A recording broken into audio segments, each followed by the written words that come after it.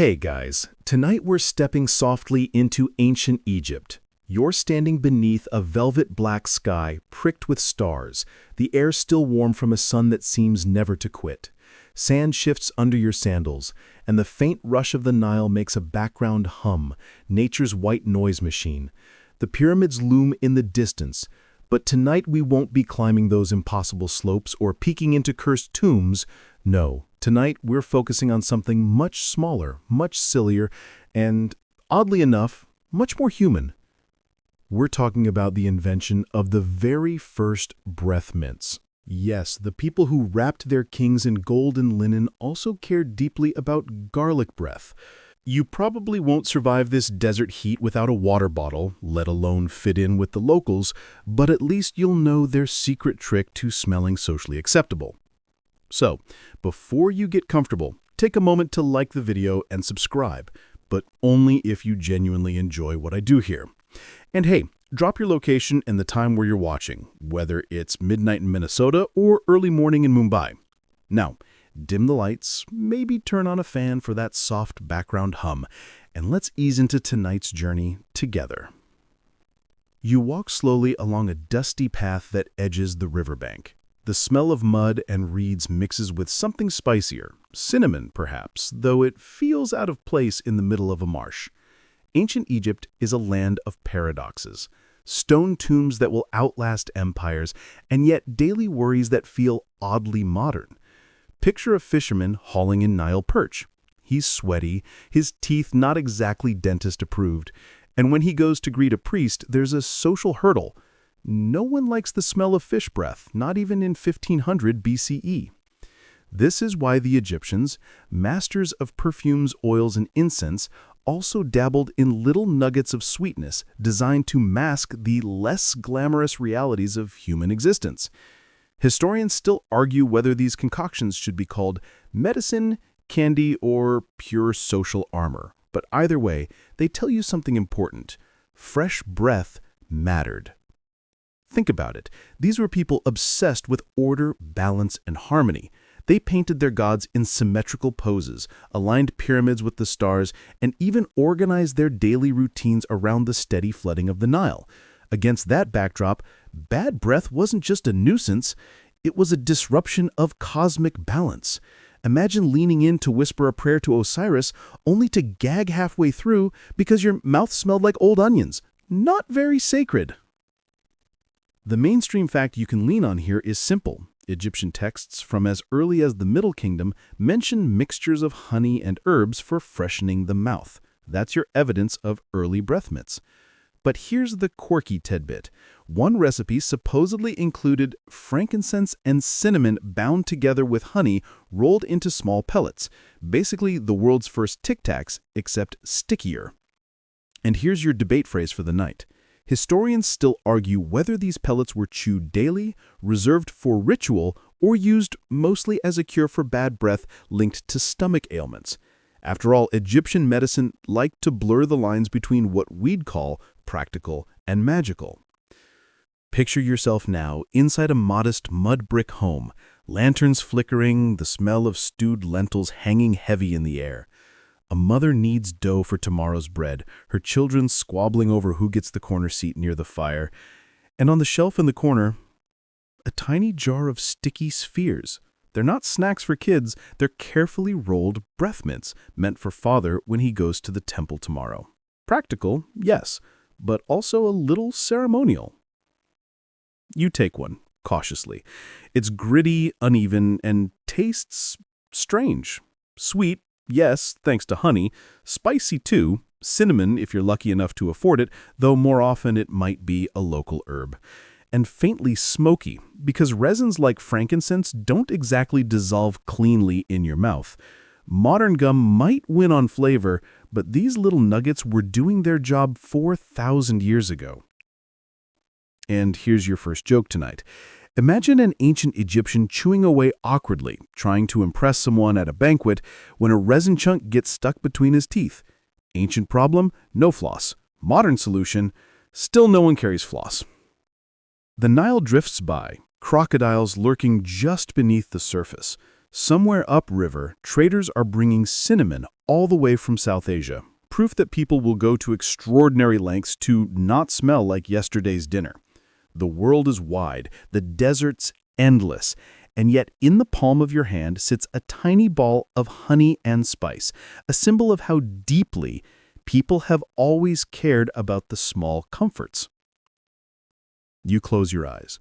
The scent of incense wafts from a nearby temple, mingling with the minty spice aroma of those ancient pellets.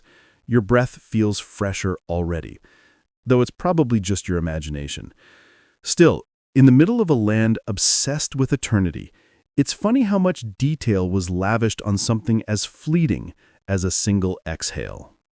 You're still lingering on the riverbank, but the night has deepened and the stars look sharper now, like someone polished the sky while you weren't looking. As you stroll toward the bustle of a nearby settlement, you start to notice how much emphasis people here place on presentation. Robes pressed as neatly as linen can allow, wigs carefully scented with oils, and, most importantly for our journey tonight, a rather invisible detail, their breath.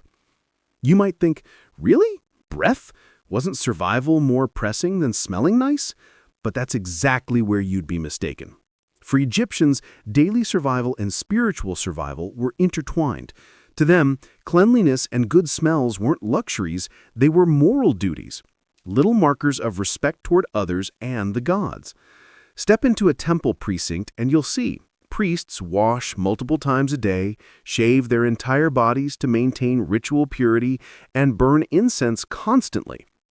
You're expected to bring offerings, bow deeply, and yes, speak your prayers. Imagine doing that while reeking of yesterday's onions and beer. Awkward. The mainstream historical fact here, Egyptian etiquette demanded freshness. In fact, in some inscriptions, sweet breath is described as a sign of favor from the gods themselves. It wasn't just about social life, it was practically a divine endorsement. Now, picture yourself wandering into the courtyard of a temple in Thebes. Torches flicker, priests glide about in white linen, and incense coils upward like silk ribbons into the sky. Everyone is speaking softly, reverently, and there you are, edging into the crowd. Someone turns to greet you. You can almost feel the tension because if your breath smells like last night's fish stew, you've ruined the atmosphere. Imagine walking into a yoga class today while holding a bag of fried onions. Same vibe. So you see, fresh breath wasn't just an afterthought, it was a requirement for ritual space, much like removing your shoes before entering certain sacred places today. The Egyptians, with their meticulous obsession for order, what they called ma'at, extended it to their mouths. Harmony had to flow from your words, your gestures, and, apparently, your exhalations. Here's your quirky tidbit. Some records suggest that Egyptians even considered bad breath a symptom of disharmony in the soul. Not just a dental problem, but a cosmic imbalance. So chewing one of those sticky pellets wasn't only about courtesy, it might have been about aligning yourself with the universe. You can laugh, but admit it, you've chewed gum before an Audrib interview, not just to keep from offending, but because it made you feel more put together. Same principle, just a 4,000-year head start. Now, historians still argue whether mints were common among everyday farmers and fishermen, or reserved for elites attending temple rituals and court banquets. Was it something every household whipped up with honey and herbs, or a privilege of those who could afford imported spices like cinnamon? The papyri are frustratingly vague, leaving you to imagine both scenarios. A humble farmer sucking on a honey pellet before talking to the village headman, or a noblewoman casually popping one before dancing at a feast. And speaking of feasts, imagine the spread. Roasted goose, figs, beer brewed thick as porridge, onions piled high, garlic chopped into sauces. Delicious? Absolutely. But breath-wise, a disaster. The banquet hall is echoing with laughter, heart music trickles in from the corner, and everyone is leaning close to whisper juicy gossip about Pharaoh's latest decree. Without mints, the room would smell like a middle school cafeteria after taco day. Here's joke number 1 for this section. You picture yourself as the lone guest who forgot their breath mint, trying desperately to breathe only through your nose all night. Not exactly graceful. Joke number 2 sneaks in with the priests. Imagine one leaning close to bless you, muttering a sacred formula, only for you to catch a whiff of yesterday's garlic stew. Suddenly, the godly experience feels a little less divine. And joke number 3, fast forward to today, where even with toothpaste and mouthwash, people still keep mints handy before dates. Egyptians just got there first. They basically invented fresh breath insurance. The air in the temple grows heavier with incense, almost sweet enough to choke on. And you realize this was half the trick. Incense masked unpleasant smells everywhere, temples, homes, and tombs alike. But incense alone wasn't enough. That's why they turned to something portable, something you could tuck into a jar or slip into your hand before a meeting with someone important. And so as you wander out of the temple and back into the night, you understand. Breath wasn't just air here. It was life. It was spirit. And it was etiquette rolled into one. Sweeten your words, sweeten your breath. That was the Egyptian way. The path out of the temple leads you toward a quieter quarter of the city, where workshops huddled together like sleepy neighbors. You duck into one that smells unlike any other, a pungent cocktail of honey, resin, and something you can't quite place. Welcome to the Egyptian apothecary, or perhaps you might call it a kitchen of mysteries, where the earliest breath mints are being born. On the shelves are clay jars with faded markings, bundles of dried herbs tied with reed string, and bowls sticky with half-finished mixtures. You can almost hear the scrape of pestles grinding against stone, the low hum of workers chanting to keep rhythm. Tonight, you're about to meet the ingredients that made Egyptian mouths more tolerable. The mainstream historical fact is this. Surviving medical papyri describe recipes for freshening the mouth using honey mixed with fragrant spices and resins.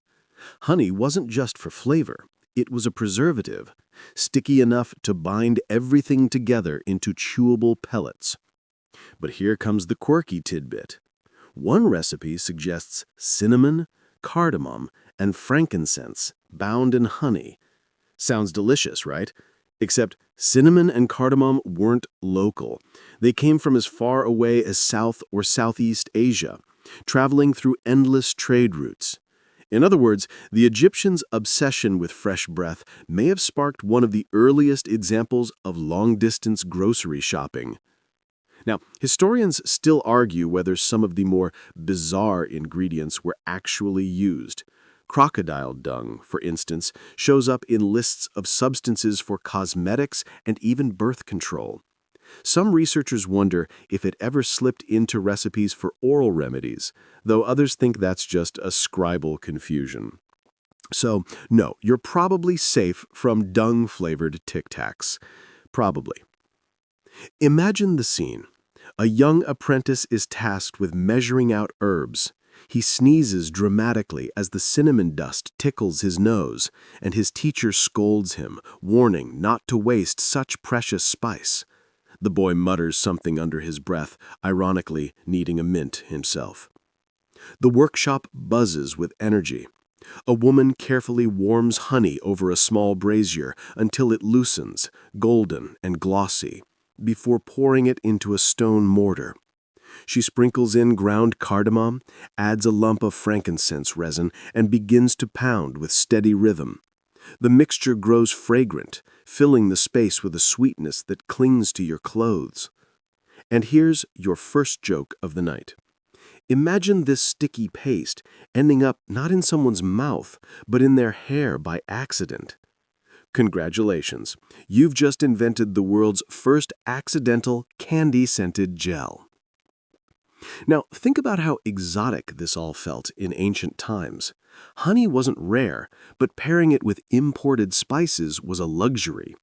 When you hold one of these finished pellets, you're not just holding a mouth freshener, you're holding proof of a civilization that reached across deserts and seas to satisfy even its smallest comforts. It's like if someone in your neighborhood imported rare Himalayan mint leaves just for their chewing gum. Second joke. Somewhere, surely, a thrifty Egyptian grumbled, "Why waste precious cinnamon on your mouth when we could burn it for the gods?" Priorities are always up for debate. You step back and notice the jars lining the walls, some labeled with hieratic scrawls too quick for your tired eyes to decipher. Are they recipes, shopping lists, or warnings not to mistake this mixture for face paint? Historians still argue whether the recipes in medical papyri were practical directions for daily use, or more like symbolic charms meant to combine magical properties. The ambiguity leaves you in limbo, unsure whether to swallow or spit. Another scent drifts through the doorway, garlic roasting on an open hearth nearby. You suddenly understand why breath mints were so necessary. In a cuisine dominated by onions, garlic, and fish, people weren't leaving their social impressions to chance. And joke number 3 for this section. Imagine a jealous neighbor spreading rumors, whispering, "Oh, she clearly didn't chew her frankincense ball today." The first example of mint shaming in history. As you leave the workshop, your fingers feel tacky with honey, your nose tingles with spice, and your imagination is wide awake. These odd ingredients, measured and mashed together, reveal something oddly charming. Ancient people wanted the same thing you do before a date or a meeting, that quiet confidence of not breathing last night's dinner into someone else's face. The streets outside are hushed now, torches flickering low, the smell of incense and cooking fires lingering in the air. Somewhere in those clay jars lies the first recipe for sweetness on the breath. And as you stroll away, you can't help but think, it's both strange and soothing that such small details mattered so much, even in a world of pyramids, gods, and empires. You wander deeper into the workshop district, the sound of pestles and grinding stones echoing faintly through the night. A small doorway beckons you inside, and there you find another group at work. Not farmers or priests this time, but craftsmen who treat every ingredient like it's a sacred offering. The room is warm, filled with the dull thud of tools, and a faint shimmer of candlelight glints off jars of resin. Here, you finally see how those peculiar Egyptian breath mints were actually made. On a broad stone slab lies a neat pile of ingredients: lumps of frankincense resin, small sticks of cinnamon, sprigs of mint-like herbs, and a jar of golden honey that catches the light like captured sunlight. A man kneels with a heavy pestle, grinding spices into fine powder. The motion is slow and deliberate, like kneading dough, and you realize that half the battle was simply patience. The mainstream fact here? Egyptian workshops relied on grinding stones and mortars to break down herbs and resins, often the same tools used for cosmetics and medicines. There wasn't a special breath mint machine, just the timeless pairing of stone and muscle. The quirky tidbit? Some records suggest that frankincense was so tough it needed to be softened with wine or warmed over coals before pounding. You imagine the craftsman sipping a little on the side. Quality control, of course. Historians still argue whether these mixtures were strictly medicinal or whether Egyptians saw them as halfway between food and cure. Some papyri call them remedies for foul breath, while others list them under ritual offerings, suggesting that chewing them may have been a way to honor the gods as well as freshen the mouth. The line between snack and spell was blurry. Watch now as the honey is poured slowly into the stone bowl. It pools thick and sticky, clinging stubbornly to the sides. Powdered cinnamon is sprinkled in, dark flecks vanishing into gold. The craftsman stirs with a wooden stick, then switches to his hands, kneading the mixture like clay. You can almost feel it stretching and tugging at his fingers. Sweet, but resistant, the way modern caramel sticks to your teeth. And here's your first joke. Picture the poor apprentice stuck with the cleanup job, scraping hardened honey off the stone slab at the end of the day. World's first dishwasher and still no tips. The air is heavy with spice. It clings to your clothes, sneaks into your lungs, and makes your stomach growl. But no one's eating these little nuggets just yet. They need to be shaped. A line of apprentices begins rolling the sticky mixture into rough spheres, some large, some small, depending on the batch. They're not uniform like your neatly pressed modern candies. Each one is unique, a bit lopsided, almost charming in its imperfection. Second joke of the night? Imagine buying a bag of these at a marketplace, only to find that half are marble-sized, while the others look like squashed pancakes. Ancient Egyptian fun size, whether you wanted it or not. As the pellets dry on clay trays, you notice how carefully they're handled. They're set in rows, not unlike an army on parade, each ball destined for a mouth, a prayer, or perhaps a noble banquet. The longer they sit, the firmer they become, honey crystallizing just enough to keep them solid. But here's a curious thought. Did people actually chew these, or were they more like lozenges to suck slowly? Historians still argue over this detail, pointing out that resins don't exactly taste delightful when bitten into. Maybe Egyptians simply let the sweetness melt gradually, a slow release of honey and spice, as they whispered their words into sacred halls. Third joke of the night? Imagine someone getting impatient, biting down hard, and suddenly realizing they've just chipped a tooth on a resin chunk. Congratulations, you now need the world's first dentist. The workshop falls quiet as the trays are set aside, the mixture ready to harden overnight. Outside, the desert air cools, carrying the smell of honey and spice into the streets. Children peer in curious, but kept at bay. The pellets aren't for them, not yet. They belong to adults with rituals to uphold and reputations to maintain. You step outside, brushing sticky dust off your hands, and the sound of the Nile drifts back into your ears. Somewhere, in a small jar tucked onto a shelf, lies a batch of fresh breath mints cooling in the night. Tomorrow, they'll be tucked into pouches, carried into temples, and popped discreetly before greetings.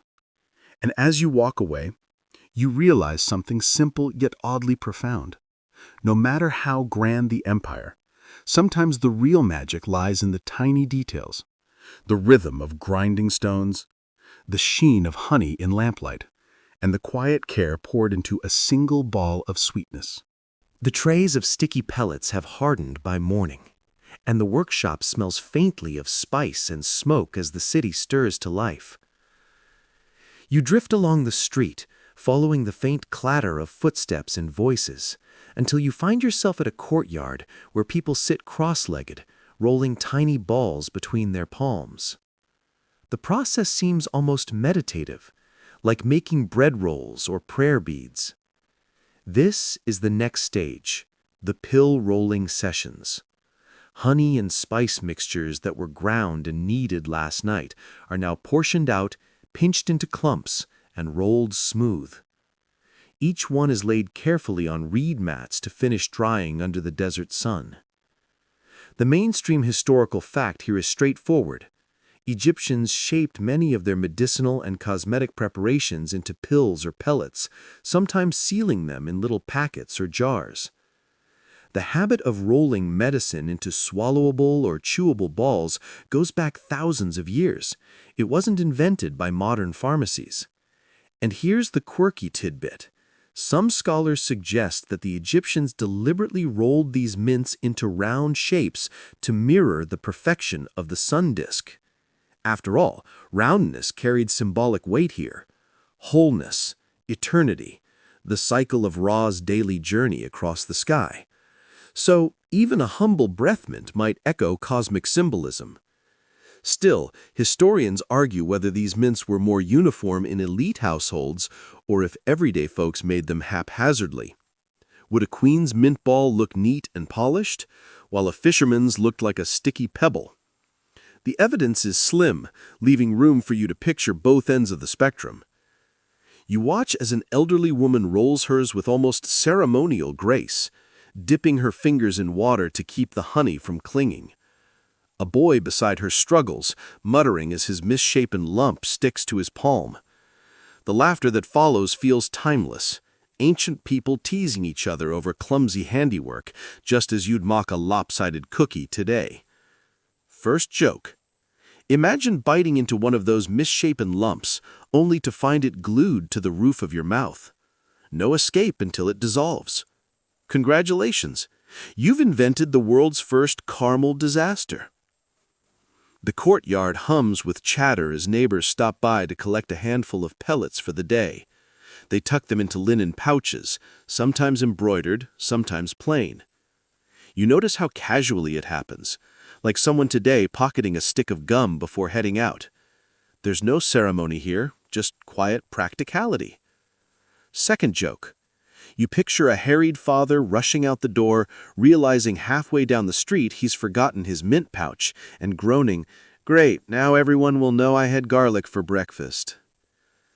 The sun climbs higher, and the mats of drying pellets gleam faintly in the light. Some crack slightly, exposing gritty herbs inside, while others keep their sheen. Children eye them with curiosity, but adults shoo them away. These are not candy, they insist. Still, you can imagine a few kids sneaking a taste when no one's looking. And here's the third joke. One mischievous boy pops a pellet into his mouth, expecting sweetness, only to spit it out seconds later, sputtering at the overpowering resin flavor. Lesson learned: don't steal medicine disguised as candy. As you drift away from the courtyard, you notice the rhythm of life around you. Men haul baskets of fish from the Nile. Women trade onions and leeks at the market. Scribes carry scrolls to the temple. And somewhere in almost every pouch or pocket, a sticky little sphere waits, ready to rescue its owner from culinary regret. The act of rolling, drying, and pocketing these pellets seems simple, but to you it feels like a ritual of care, a way of preparing for the day ahead, like brushing teeth or brewing coffee. It's a moment of pause, a gesture towards social harmony, and a reminder that even empires were built one small sticky ball at a time. The courtyard fades behind you, the sound of rolling hands softening into the hum of daily life. The Nile glitters in the distance, carrying whispers of trade and travel.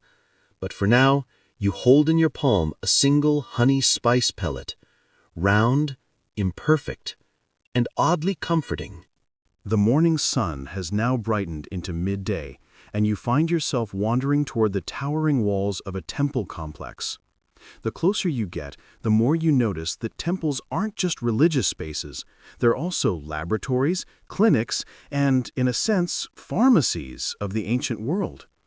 If you thought your local dentist's office smelled strongly of antiseptic, wait until you step into a room filled with incense, honey, and chalky powders.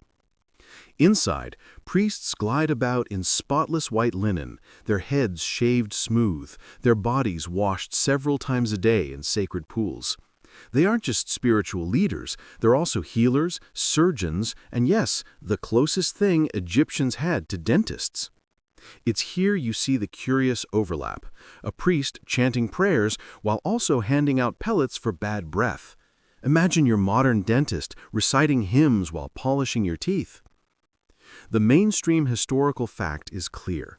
In ancient Egypt, medical practice was closely tied to temple life. Priests studied medical papyri, memorized recipes, and dispensed remedies that blended science and magic. Dentistry was part of this world, with treatments ranging from drilling abscesses to prescribing mouth rinses made of natron and herbs. But here's the quirky tidbit.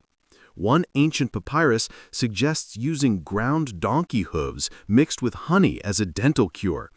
Whether that was effective or just symbolic, you can only guess, but you probably wouldn't want to test it on your molars. And now the scholarly debate. Historians still argue whether priests genuinely understood the medical benefits of their remedies, or whether these treatments were seen mainly as charms backed by divine power. Was honey chosen because it's antibacterial, or because it was considered a sacred food of the gods? Probably both. You pause to watch a priest at work. He leans over a patient who looks distinctly uncomfortable, holding his jaw with one hand and groaning softly. The priest murmurs a prayer to Thoth, patron of wisdom, while smearing a paste of herbs and honey onto a cloth. The patient bites down, grimacing, while the priest assures him this will sweeten the mouth. You're not sure whether to call it medicine or a placebo, but the act itself carries weight, both spiritual and social. Here comes joke number 1. Imagine sitting in that chair, nervously waiting, only for the priest to tell you, "Don't worry, this might sting a little for the next 3 days." The temple smells rich, incense smoldering, oils warming, a faint tang of natron from the purification baths. To you, it's a blur of sweetness and smoke, but to Egyptians, this was order made tangible. Even bad breath was a kind of disorder, and a pellet of honey and spice could bring harmony back to right. Joke number 2, you think about modern dental drills and suddenly appreciate that, for all the pain, at least your dentist doesn't insist on shaving your entire body before an appointment. The priests keep careful records on scrolls, lists of ingredients, measurements, instructions. Some are practical, others bewildering. Was crocodile dung really prescribed for breath, or did some bored scribe slip in a prank to test his apprentice's patience? Historians still argue, but you can almost imagine a young trainee being dared, "Here, chew this for the gods." Joke number 3, imagine bragging at a banquet, "Yes, I'm blessed with divine favor and donkey hoof toothpaste." Not exactly a conversation starter. But beyond the jokes, you sense the seriousness of it all. To Egyptians, healing wasn't just about curing symptoms. It was about restoring balance, ma'at, between the body, the spirit, and the cosmos. A foul-smelling mouth wasn't just unpleasant. It might indicate decay, imbalance, or even divine displeasure. The priests were guardians of harmony, whether through chants or sticky pellets. As you step out of the temple, the light blinds you for a moment, and the clamor of the city comes rushing back. Children play in the dust, women carry jars of water balanced on their heads, and somewhere in the crowd a man discreetly pops a mint pellet before speaking with a scribe. The temple's quiet gravity lingers, though, the sense that even the smallest remedies carried a sacred echo. You take a slow breath, half expecting it to smell of honey and cinnamon, and smile at the thought.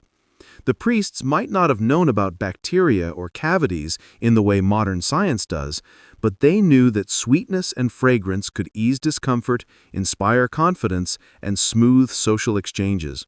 And really, isn't that all most people still want from their dentists today?